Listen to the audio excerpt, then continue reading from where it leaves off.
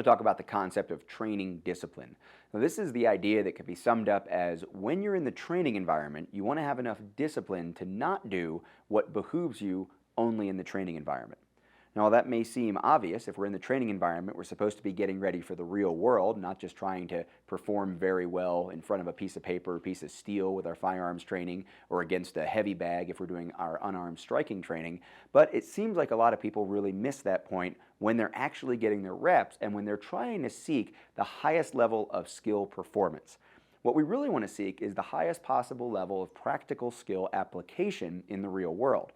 And what that means is sometimes you're going to find yourself falling into the trap of trying to do really, really well at things that have nothing to do with the real world, but only apply to the training environment. If things go really wrong, you can even compromise your techniques or compromise your gear selection just so that you can maybe shoot a tenth of a second faster in a training drill, or shoot a little bit tighter group, or throw just a little bit harder punch up against that heavy bag. Now, while that may seem like a valid goal, if you're developing skills that you can't apply, you're really just wasting your time. And most dangerously, you may be building a false confidence. Training discipline isn't always easy. We think about our ego involvement, we think about the way we can be competitive in a training environment, we think about the way we see other people perform, and of course we want to try to compare our scores or be as good as we possibly can.